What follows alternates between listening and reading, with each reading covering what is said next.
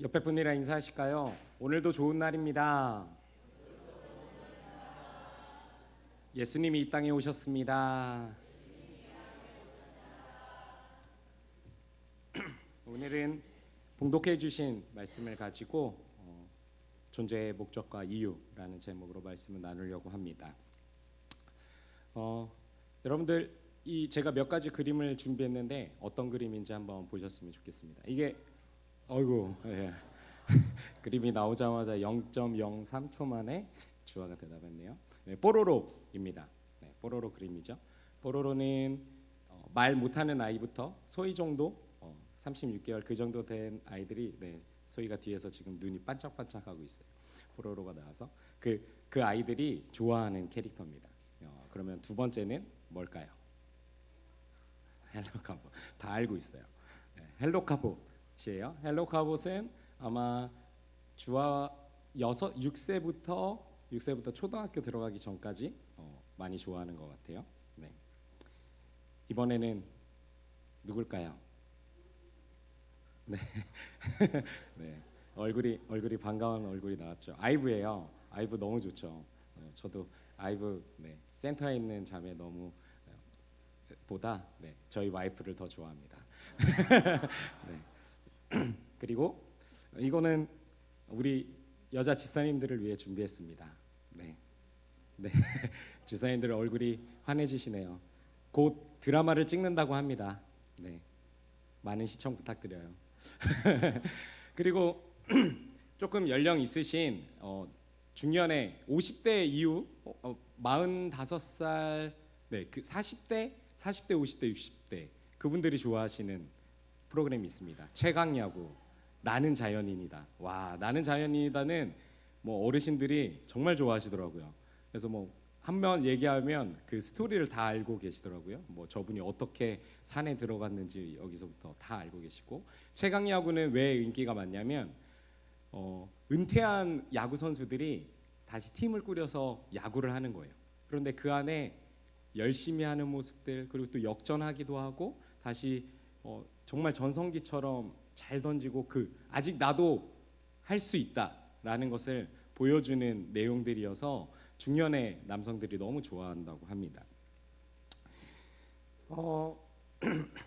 각각 제가 각 연령대에 좋아하는 프로그램들을 보여드렸는데, 이 프로그램들을 만들 때, 컨텐츠를 만들 때 사람들이 기획하는 것이 있습니다. 타겟팅하는 타겟층이 있는 거죠. 주화 나이대 혹은 소위 나이대 중년 혹은 젊은 여성들을 타겟으로 프로그램을 만듭니다. 그 이유는 그 타겟에 딱 맞는 공감하는 것들을 주고 싶은 거죠. 모든 사람들에게 공감하기에는 좀 쉽지 않아요. 그런데 이 말씀을 하는 이유는 무엇이냐면 성경도 그렇다는 겁니다. 저 프로그램 하나하나가 시대의 환경을 반영하고 있어요.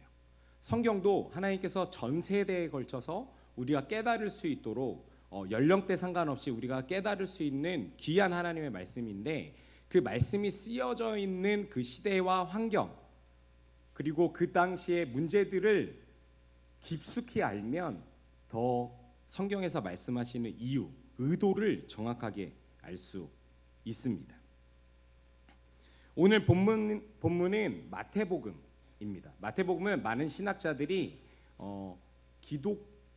기독론이라고 이야기하기도 하고요. 주로 유대인을 대상으로 쓰여졌던 책입니다. 유대인들은 구약 성경은 믿고 신약 성경은 인정하지 않죠. 그리고 예수 그리스도도 그냥 좋은 선지자의 한 명, 그냥 좋은 사람, 예언자 중에 한 명으로만 이야기하지 이 땅에 오신 구주 예수 그리스도라고 인정하지 않습니다. 그렇기 때문에 유대인들을 향해 계속 설득해야 되고 이야기해야 해서 유대인들이 믿고 있는 구약 성경을 가져다가 계속 이야기합니다. 그리고 그들이 믿는 그들이 존경하는 인물들을 가져다가 이야기합니다. 그리고 구약 성경에서 말씀하셨던 것이 봐라, 예수 그리스도를 통해서 이 땅이 성취되었다라고 하면서 계속 유대인들을 설득하려고 논지를 펼치죠. 오늘 마태복음 1장 1절에서 2절 같이 한번 읽어보시겠습니다. 시작.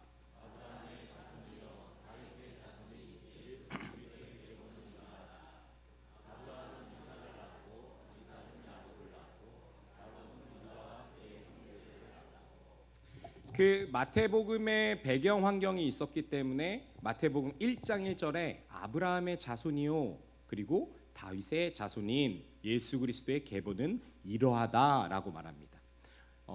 계보라는 것은 예수님이 어떻게 태어나셨는지 할아버지 그 할아버지의 할아버지를 말하는 거예요. 알았어요? 네, 알았죠. 네. 그런 뜻이에요.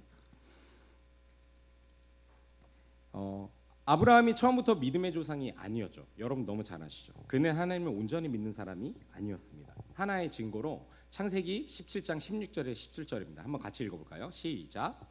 내가 그에게 복을 주어 너에게 아들을 낳아 주겠다. 내가 너의 아내에게 복을 주어서 여러 민족의 어머니가 되게 하고 백성들을 다스리는 왕들이 그에게서 나오게 하겠다. 여기까지 하나님께서 말씀하셨어요. 17절. 아브라함은 얼굴을 땅에 대고 엎드려 웃으면서 혼잣말을 하였다. 나의 100살 된 남자가 아들을 낳는다고? 또 90살이나 되는 사라가 아이를 낳을 수 있을까? 하나님의 말씀에 대한 아브라함의 반응입니다. 그리고 창세기 18장 12절입니다. 같이 한번 읽어볼까요? 그러므로 사라는 나는 기력이 다 쇠진하였고 나의 남편도 늙었는데 어찌 나에게 그런 즐거운 일이 있으랴 하고 속으로 웃으면서 중얼거렸다. 옛날에 아브라함이란 할아버지가 있었어요. 그 할아버지가 아들이 없었어요. 그런데 하나님께서 어느 날 찾아오셔서 너 100세가 되면 아들을 줄 거야 라고 말씀하십니다. 그 이야기를 듣고 아까 말씀에서 봤던 것처럼 아브라함이 키득키득 웃었어요. 나한테 100살에 아들을 주신다고? 내가 어떻게 아들을 낳아? 그리고 그 이야기를 들은 아브라함의 와이프, 아내가 사라가 옆 텐트에서 키득키득 웃었어요. 내가 아이를 낳을 수 있는 몸이 아닌데 어떻게 아리끼를 낳아? 이렇게 웃었어요. 여러분 기억하십시오. 성경에서 에이 되겠어 이렇게 웃음이 나오는 말씀이나 일은 하나님이 분명히 이루십니다. 하나님은 우리보다 크시죠. 그래서 현재의 우리의 모습이 아닌 우리의 가치를 아시는 분이 우리와 함께 하시고 이끌어 가시면 믿겨지지 않아서 헛웃음이 나오는 일을 분명히 이루십니다. 그것을 이루시기 위해 일하시고 사람을 만들어 가시는 일은 우리 스스로가 하는 것이 아니라 전지전능하신 하나님이 하십니다. 말이 되는 소리야 하고 반응했던 아브라함에게서부터 예수 그리스도의 계보를 시작합니다. 하나님은 죄로 가득한 이 땅을 구원하기 위해 일을 시작하셨습니다. 전혀 이루어질 수 없는 상황에서부터 예수 그리스도의 계보를 이야기하죠. 그리고 자기의 아들 이삭의 아들이 이삭을 100세에 낳지만 그 이삭을 낳을 것이라는 말씀을 들은 아브라함의 키득키득 웃는 그 시작에서부터 예수님의 계보가 시작되는 겁니다.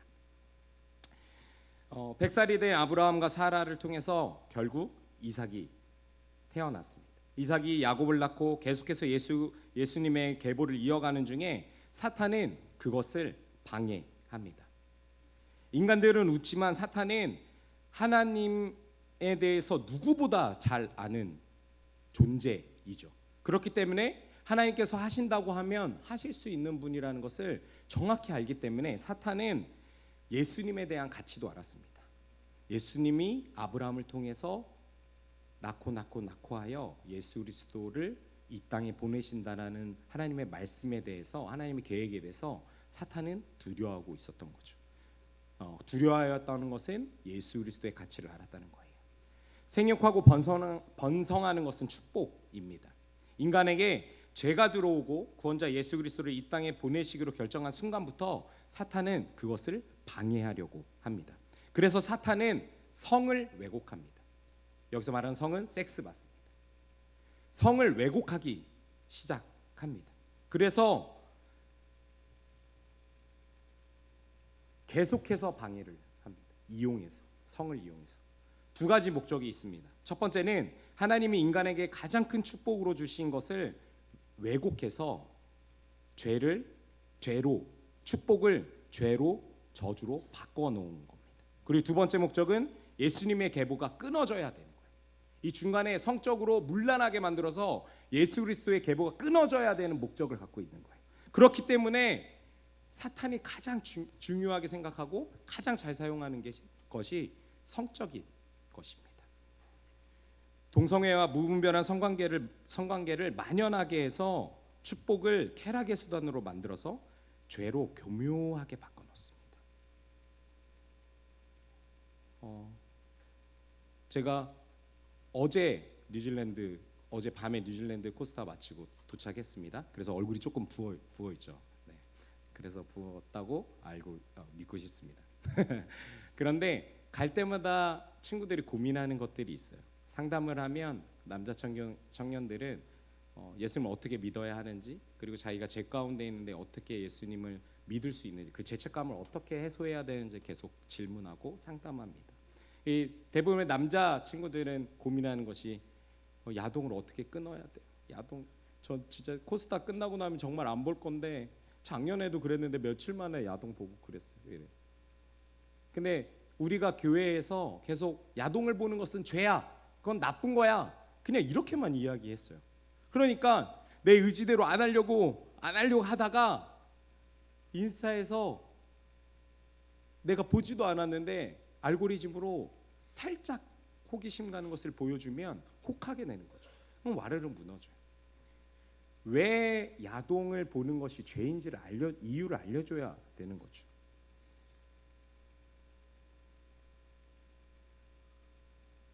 사탄의 전력과 이유가 그것입니다.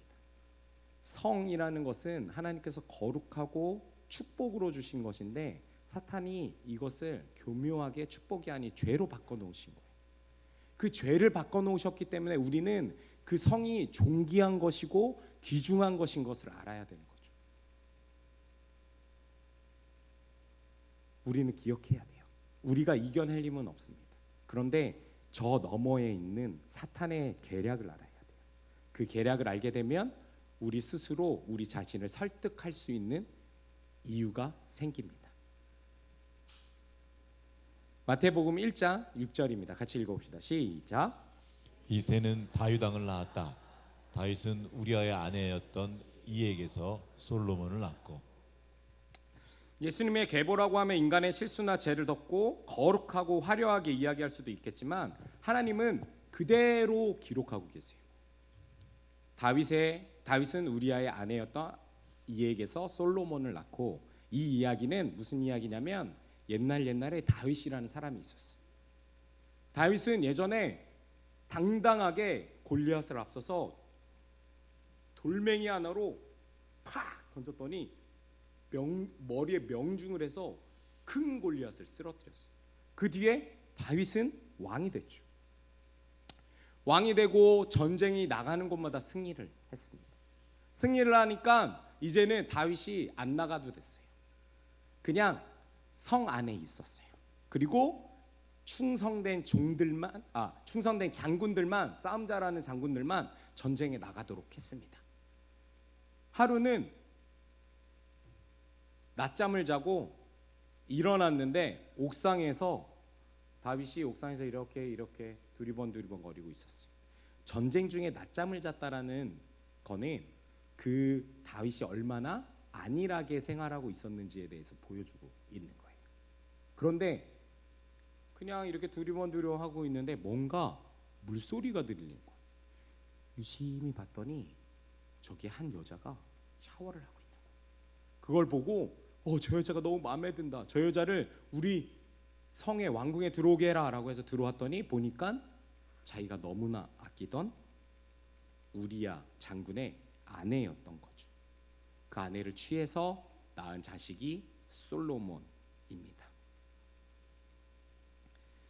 하나님은 인간의 죄성을 너무나 잘 알고 계십니다. 하나님은 그 연약함마저도 사용하십니다. 그런데 기억할 것은 다윗은 철저히 죄를 뉘우치고 그 죄에 대한 대가를 분명히 치렀습니다. 그런데 연약함을 연약함으로 두지 않으시고 철저히 회개한 다윗의 연약함을 사용하셔서 사탄의 방해에도 예수님의 계보를 이어가십니다. 그런 거죠. 어쩌면 너무나 화려하게 멋지게 포장하셨어도 돼요. 다윗에 대한 저 내용을 굳이 쓸 필요 없이 다윗이 솔로몬을 낳고라고 하면서 쭉쭉쭉 이어갔어도 됐어요. 그런데 하나님은 정확히 기록해 놓으시죠. 다윗은 우리야의 아내였던 이에게서 솔로몬을 낳고. 하나님은 우리가 상상하는 것보다 크고 놀라운 계획을 가지고 계시는 분이십니다. 그분은 말씀을 분명히 성취하시고 승리하시는 하나님입니다. 나의 죄, 나의 연약함 때문에 때때로 나는 쓰러집니다. 그러나 하나님은 나보다 크시고 나의 아픔, 나의 눈물을 놀라운 사랑으로 덮으시는 분입니다. 그렇기 때문에 하나님은 사랑이시다라고 말씀하는 거죠. 하나님은 사랑으로 우리를 묵묵히 기다리시고 인내하십니다. 우리의 인생은 하나님의 큰 그림의 한 조각의 퍼즐입니다. 퍼즐이 하나 빠지면 완성되지 않듯이 작은 조각 같지만 그 작은 조각이 없으면 결국엔 큰 그림이 완성되지 않은 것 같아요. 너무 찜찜한 거죠. 이 조각 하나만 뭐가 있으면 좋겠는데. 하나님은 우리를 그 가치로 우리를 바라보고 계십니다. 큰 그림을 우리에게 사용하셔서 완성하고 싶어 하시는 거죠. 큰 그림은 혼자 예수 그리스도께서 하나님께서 하셔도 되지만 우리의 그 퍼즐 한 조각이 꼭 필요하신 거예요. 그래서 우리를 기다리고 인내하시면서 결국 승리하십니다. 저와 여러분들의 인생은 하나님의 큰 그림의 가장 중요한 퍼즐 한 조각입니다. 그렇기 때문에 여러분들 삶에서 늘 성실하게 인내하시면 하나님께서 여러분들의 퍼즐을 그 하나님의 큰 그림에 쏙 넣으실 거예요. 그리고 너무나 기뻐하실 겁니다. 이사야 7장 14절입니다. 같이 읽어봅시다. 시작. 그러므로 주님께서 친히 다윗 왕실에 한 징조를 주실 것입니다. 보십시오. 처녀가 잉태하여 아들을 낳을 것이며 그가 그의 이름을 임마누엘이라고 할 것입니다.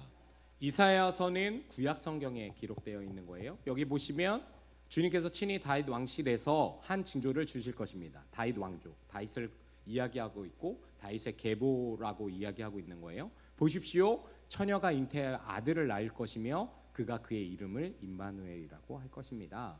구약 성경에서 예수 그리스도를 예언하고 계시는 거죠. 그리고 마태복음에서 그 말씀이 성취됩니다. 1장 17절에 18절. 오늘 본문 말씀이죠. 같이 읽읍시다. 시작. 그러므로 그 모든 대수는 아브라함으로부터 다윗까지 14대요 다윗으로부터 바벨론에 끌려갈 때까지 14대요 바벨론으로 끌려간 때로부터 그리스도까지 14대이다. 예수 그리스도의 그리스도의 태어나심은 이러하다. 그의 어머니 마리아가 요셉과 약혼하고 나서 같이 살기 전에 마리아가 성령으로 잉태한 사실이 드러났다. 말씀 그대로 요셉과 약혼하기 전에 같이 살기 전에 마리아가 성령으로 잉태한 사실이 드러났다. 처녀 마리아가 임신을 했다라고 말하는 거예요. 여러분들 우리 친구들도 너무 잘 알겠지만 예수님은 한 마리아 여자를 통해서 이 땅에 오셨습니다. 어떻게 오셨냐면 성령으로 잉태해서 결혼하지 않은 처녀 마리아를 통해서 이 땅에 예수 그리스도께서 오셨어요. 하나님은 이사야의 예언된 말씀처럼 처녀의 몸을 통해 구원자 예수 그리스도가 오시는 것을 말씀으로 성취하셨습니다. 예수님은 하나님이십니다. 거룩하고 정결하고 죄가 없으신 완전한 하나님이시자 완전한 인간이십니다. 그래서 하나님은 인간의 씨가 아닌 성령으로 잉태하신 거예요. 인간의 씨가 아닌 성령으로 잉태한 거죠. 참 중요한 의미를 가지고 있습니다. 하나님의 거룩함과 완전함을 입증한 것입니다. 세상의 많은 신은 신이다로 규정받고 싶어합니다. 그래서 번접할 수 없고 놀랍고 흠없는 존재로 포장하고 만들려고 노력합니다. 당시에 결혼하지 않는 여자가 임신을 하면 돌을 던져서 죽일 정도로 수치스럽게 여겼습니다. 이 당시에 신학자들이 이야기하기를 마리아가 한 16세 정도 됐다라고 이야기합니다. 그 처녀가 임신을 하는 것은 그 당시에 허용되지 않은 엄청난 죄였어요. 그런데 하나님께서 그 방법을 사용하시죠. 왜요? 하나님의 거룩함, 완전함을 보여주시기 위해서. 그것도 화려하지 않는 마구간에서 태어나게 합니다. 신혼부부들이 신혼집을 꾸미는 로망들이 있지 않습니까? 좀 오래되셔서 전혀 공감하시는 표정들이 아니시네요. 신혼여행이란다. 신혼 시절이 다들 있으셨죠? 권사님들, 장로님들. 네, 지금도 신혼이시고요. 네, 표정들이 다 좋으십니다.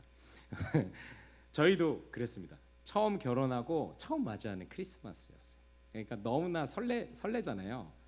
저희 그때까지는 자녀도 없었고 단둘이 온전히 보낼 수 있는 시간이었어요. 그래서 크리스마스를 맞아서 신혼집을 좀 꾸며 봐야겠다. 그래서 막 데코, 그 당시에 핫했던 데코를 막 찾아봤어요. 찾아봤더니 이 벽면에 이쁜 전구로 이렇게 꾸밀 수 있는 사진들이 있더라고요. 그래서 와, 저 너무 감성이 넘친다. 저 감성으로 한번 하면 좋겠다. 그래서 제가 이렇게 그 전구를 사다가 캐롤을 혼자 흥얼거리면서 와이프와 함께 이렇게 막 꾸몄습니다. 그렇게 열심히 꾸민 데코가 어떤 모양이었을까요? 이 모양이었어요. 여러분들 헛웃음을 치시네요.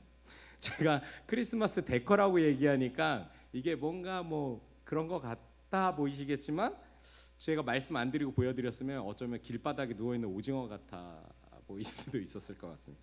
저걸 만들고 나니까 너무 속상한 거예요.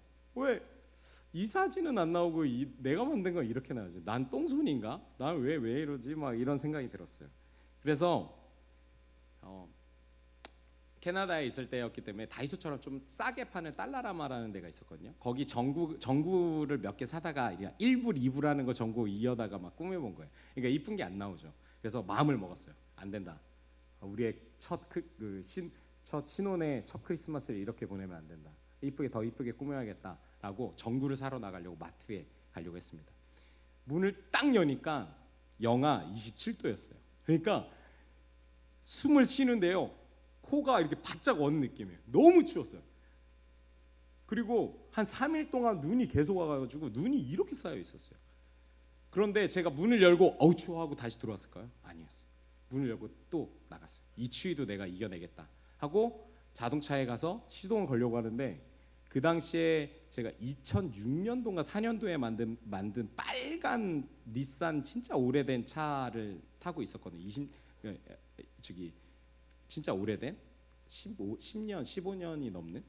그래서 시동을 거는데 안 걸리는 거예요. 달래서 나 가야 돼 달래서 그때는 밖에다 다 자동차를 댔거든요. 그러니까 지하 주차장이 없으니까 시동이 잘 안 걸려요. 겨우겨우 시동을 걸었어요. 그리고 출발하려고 하니까 길이 미끄덩미끄덩하는 거예요.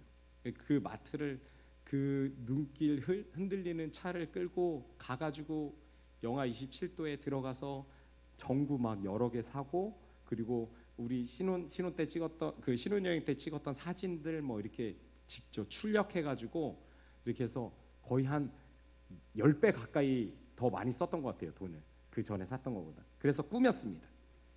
궁금하십니까? 어떻게 생겼는지? 네, 제가 똥손이긴 합니다. 그런데 나름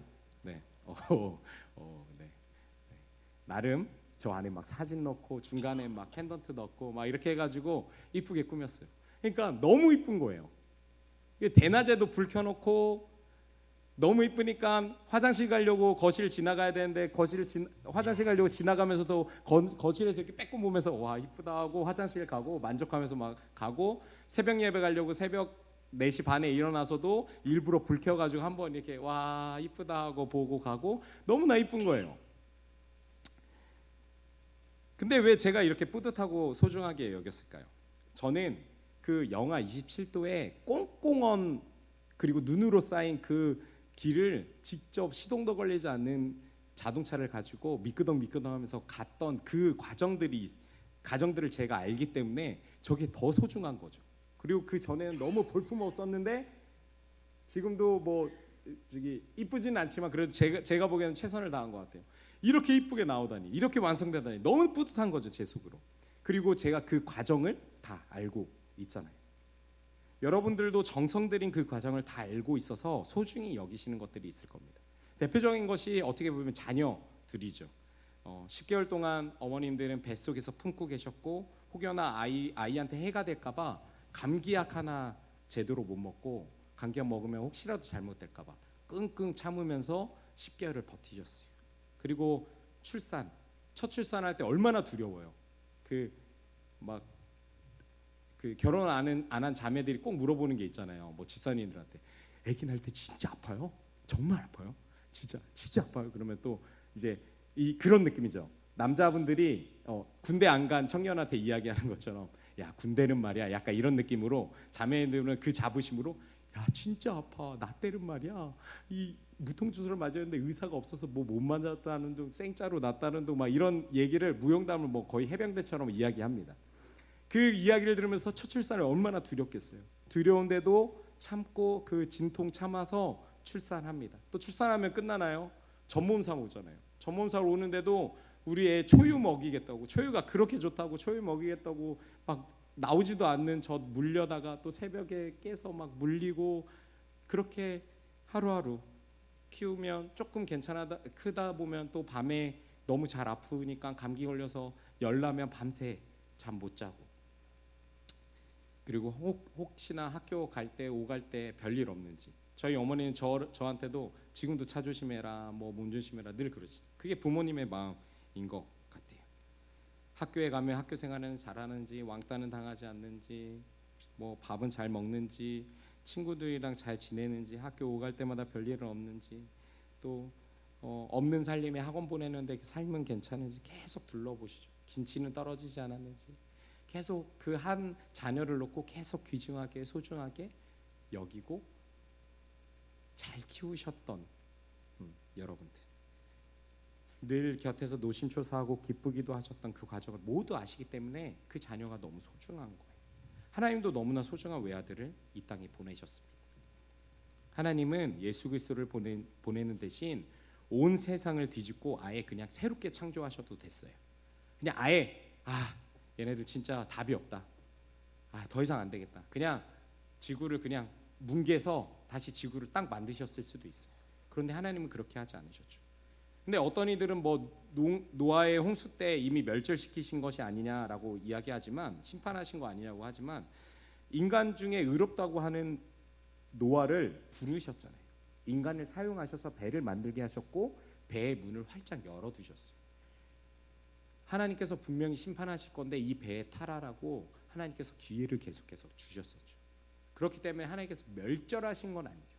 어떻게 보면 인간이랑 같이 일하셨고 그 인간들에게 기회를 주신 거죠. 인간에게 자유의지를 주시면서 끝까지 하나님께로 돌아오는 것을 꿈꾸고 기다리고 계셨습니다. 아브라함이 믿음의 조상이 될 때까지 기다리셨죠. 하나님을 욕되게 하는 자를 쓰러뜨리겠다고 호기롭게 스스로 나서며 믿음을 보인 다윗. 그런 다윗이 왕이 되고 평안해지면서 충성된 자신의 장군의 아내를 취해서 죄를 저지른 그들을 기다리셔서 하나님의 마음에 합한 자로 만드셨습니다.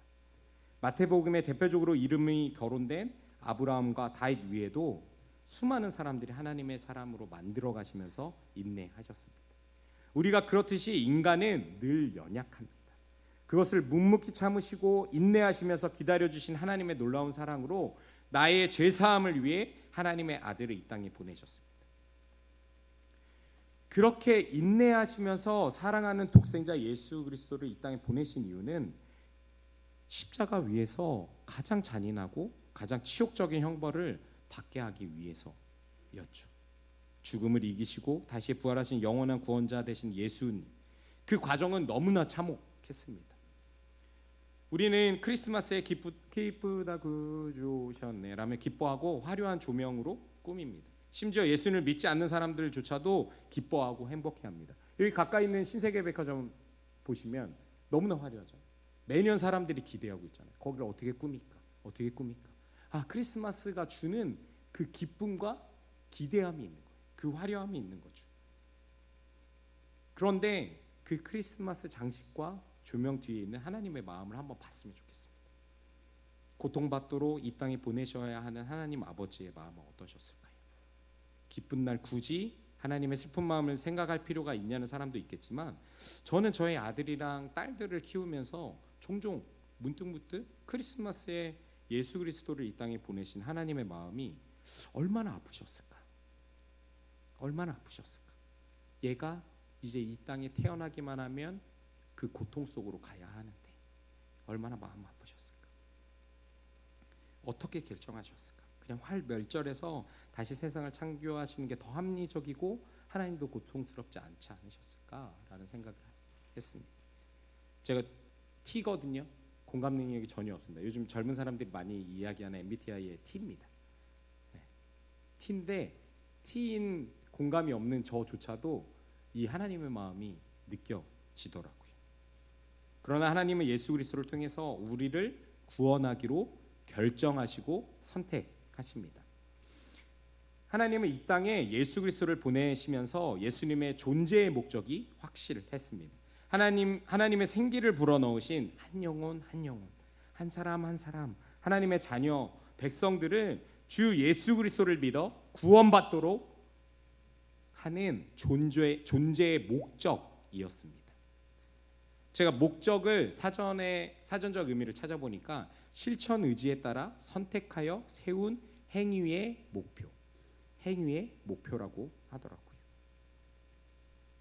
하나님이 예수님을 향한 존재의 목적, 행위의 목표는 분명했습니다. 그 목적을 위해 하나님은 예수 그리스도를 이 땅에 보내시기로 독생자 예수 그리스도, 하나님이신 예수 그리스도를 이 땅에 보내시기로 결정하신 거죠. 그러면 존재의 이유는 뭘까? 제가 이유라는 단어도 사전에 찾아보니까 어떠한 결론이나 결과에 이른 까닭이나 근거예요. 그러니까 어떤 결론을 만들기 위해, 결과를 만들기 위해서 무엇인가 동기가 필요한 거죠. 이유가 필요한 거, 근거가 필요한 거예요. 그 근거가 이유라는 거예요. 우리는 예수 그리스도의 존재의 이유입니다. 우리 한 사람 한 사람을 소중히 여기셔서 구원하시려고 존재의 목적이 뚜렷한 예수 그리스도를 이 땅에 보내셨습니다. 우리가 존재하게 된 이유이기도 합니다. 우리는 그런 가치를 지닌 존재들입니다. 때때로 우리는 목적이 우리의 삶을 이끌길 소망합니다. 그런데 그 전에 우리는 예수님이 이 땅에 오신 존재의 이유임을 확실히 알아야 합니다. 예수 그리스도의 존재의 이유가 우리가 살아가야 할 힘이 되어야 합니다. 그 존재의 이유를 품고 봉사하고 전도하고 하나님의 깊이 예배해야 합니다. 오직 목표와 사명을 향해서 돌진하면서 하나님의 인내, 열심, 열정, 사랑은 다 사라지고 자기의 위에 빠지게 되고 소진되어서 지치게 되고 말죠. 많은 청년들이 이야기합니다. 너무 지쳤습니다. 많은 집사님들도 이야기하세요. 이제 교회 일 안 하고 싶어요. 이제 그냥 예배만 왔다 갔다 하고 싶어요. 예배만 드리고 그냥 집에 가고 싶어요. 많은 사람들이 그럽니다. 그런데 우리는 기억해야 할 게 있어요. 우리가 존재하는 목적만 바라보고 나면 우리는 소진될 수밖에 없어요. 아까 이야기한 것처럼 야한 동영상이 죄야. 그냥 그것만 보고 내가 안 해야지 하면 결국엔 또 쓰러져요. 그 이유가 되어야 해요. 그 이유를 알아야 해요. 우리의 존재의 이유를 알아야 해요. 우리는 예수 그리스도의 존재의 이유셨습니다. 우리는 그만한 가치를 가진 사람이에요. 성경에 수많은 인물들이 등장합니다. 성경의 인물들이 완전하지 못하지만 그 가치를 아시는 하나님이 그들의 삶과 실패 속에 깊이 관여하셔서 하나님의 놀라운 사랑으로 회복시켜 놓으십니다. 성경의 인물들은 모두 그 과정을 통해 자신의 존재의 이유를 깨달았습니다. 그 존재의 이유를 알았을 때 믿음을 발현할 수 있습니다. 사도 바울이 대표적이죠. 예수 그리스도를 부인하고 예수 그리스도를 믿는 사람들을 핍박하던 사람이 한날 예수 그리스도를 만납니다. 그리고 하나님께서 그를 사랑한다고 말씀하시고 그를 예수 그리스도를 낳는 하나님의 나라를 확장되는데 사용하시겠다고 말씀하세요. 그 뒤에 바울은 감옥에 가기도 하고 태장을 2번이나 맞습니다. 거기에 39번 맞았다고 나오는데, 그러니까 40번 맞으면 죽는데요. 근데 40번 맞아서 죽는 게 아니라 20번 이상만 맞아도 죽는다고 합니다. 그런데 바울은 39번이나 맞아도 참았습니다. 그걸 한 번 하면 그냥 불구가 된대요. 아무런 용기가 나지 않는데요. 그런데 바울은 한 번이 아닌 2번이나 했어요. 그 동기가 어디서 나왔을까요? 그 동기가 어디서 나왔을까요? 어쩌면 하나님께서 사도 바울에게 목적만 주셨으면 그렇게 하지 못했을 거예요. 그런데 그는 예수 그리스도를 만났고 예수 그리스도께서 이 땅에 오신 이유를 확실히 알았습니다. 자기 때문에 왔다는 것을 알았던 거죠. 자기가 존재의 이유, 예수 그리스도의 존재의 이유가 된다는 것을 알았기 때문입니다. 우리는 존재의 목적을 이루며 살아야 된다고 사명을 찾습니다. 그리고 비전을 구합니다. 그 전에 더 중요한 것은 우리가 예수님의 존재의 이유임을 정확히 아는 것입니다.